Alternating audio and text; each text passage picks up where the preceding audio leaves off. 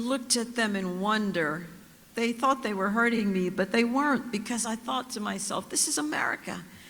It's amazing that we can protest each other and go home and cook dinner for the kids and not wonder who's coming to get us. And we must never lose that. America is such a wonderful place. I don't think we know that. I'm watching people teach their children to hate their country. Why would you do that? Where else are you going to go?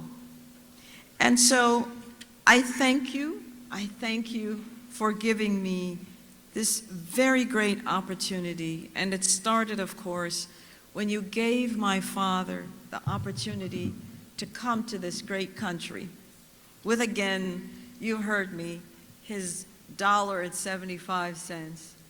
And that's what started the trajectory of my life, where I became, of course, a Marine, a business owner, CEO of certain organizations, and then a delegate, and now lieutenant governor, second in command.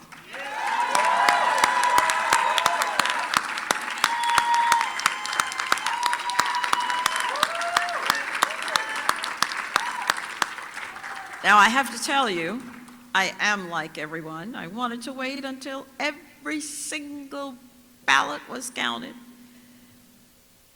It's just because I have faith. And I wanted to wait. I wanted to wait because I know that God had called me for this purpose. And so remember now that God has called prophets. And sometimes the prophets were even beaten and some of them were killed. And so we understand that victory to the Lord looks a lot different than what we think of as victory. Victory starts with obedience. Obedience. Never forget that. So, before I say anything else, although I've said everything, I want to thank you because you believed in me, you who voted for me and who worked so hard to make our dream for Virginia come true. I still want to continue to thank God for this journey and His grace that brought me again to this wonderful country, this wonderful Commonwealth. And a special gratitude goes to my family, my wonderful husband of 39 years, and my wonderful children, Janelle and Katja.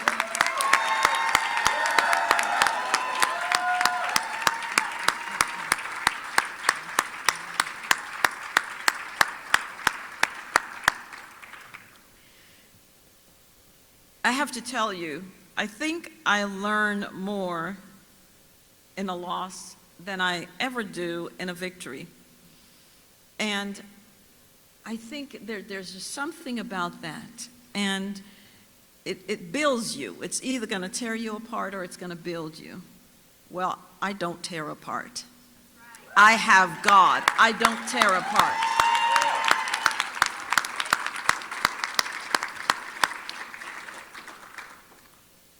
I don't think we came up short. I think we tried very, very hard. So many had counted me out for so long. And it's an amazing thing to watch. And we just kept plugging and plugging. And so I want to say to our young people here, remember that life has ups and downs. You must never stay down. There is nothing down there. You must always rise. It's one life that you have, and it must be lived to the fullest. Your life has purpose. You have purpose.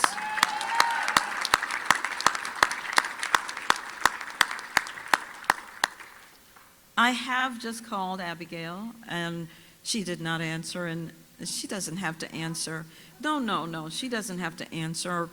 I think she's busy.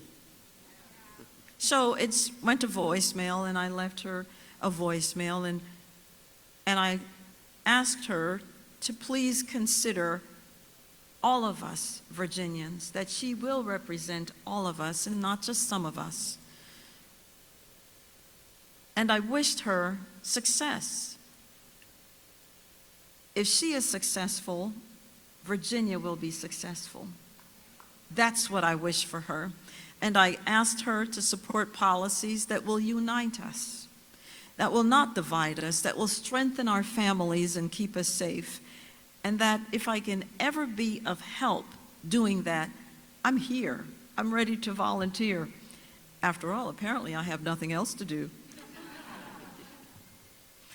But volunteering isn't something that's new to me. I mean, I ran a men's prison ministry, one of the best things I think I've done, apart from my husband, my children, etc.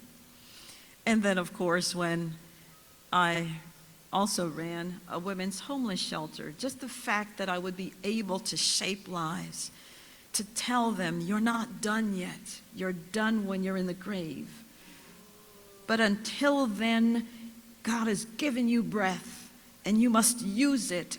And when you are in a place, you must serve others. You must never be about your own self. And so that's one reason I'm here. You know, I came back into politics because I believed I was called. I saw test scores, and I thought it was a good education that lifted my father out of poverty, and it's a good education that will lift all of us out of poverty. And when I was vice president of our State Board of Education, I was never laughing if a principal or a teacher or a school board person stood before me, because our children don't get do-overs, and they weren't learning. So I hope that Abigail considers school choice, opportunities for our children to excel. It can't but be just one path. No. How dare you stand in the doorway of a parent that says, I want something different for my child. Please give me the money. I am low income, but can you give me some money that I can choose a school that I believe is best for my child? We've celebrated the 71st anniversary of Brown versus Board of Ed. And what was that about? Was it about the worship of a brick building? No. It was about the parents being able to decide where to send their children to school. That's still the option that parents want to have.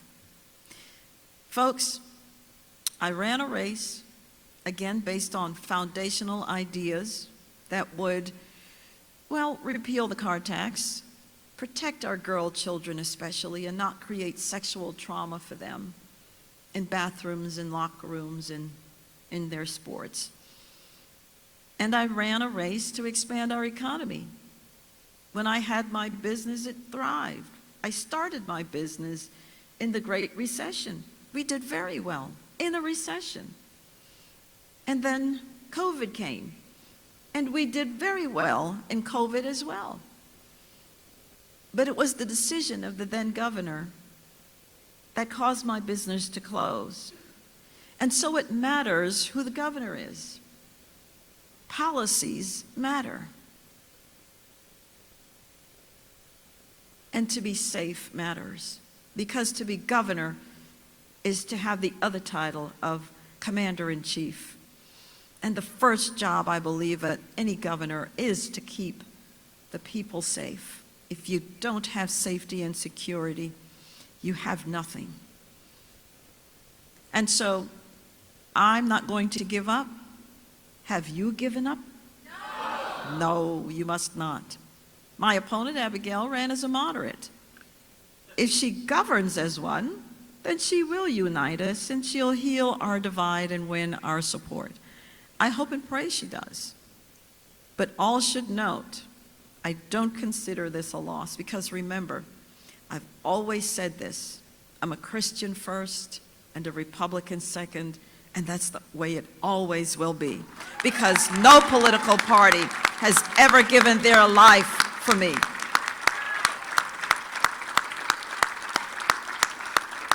So your voice isn't lost. and I'm not going anywhere, and neither are you. Virginia is not a radical leftist state, and we will hold to account anyone who tries to impose on us the ideology of the left. We must offer our hands of cooperation, but the gesture comes with a warning. Do not tread on me.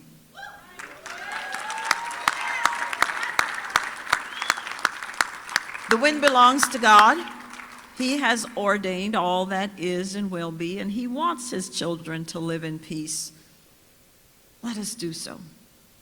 Let us come together tonight as Virginians with goodwill in our hearts, filled with the hope that comes with the new day. We must pray for Abigail. We must pray for our government. You are the government of the people, by the people, and for the people. We must pray for our state, and we must pray for our country.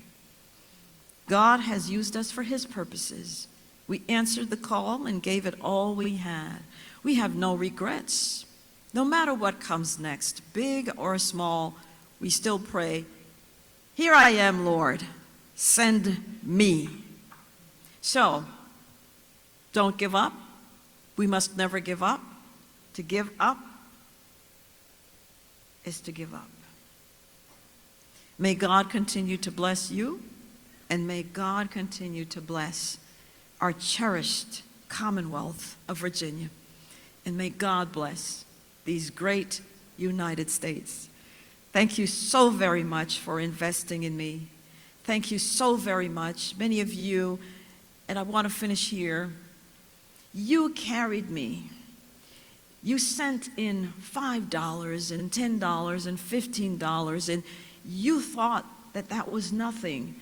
But you don't understand what you did.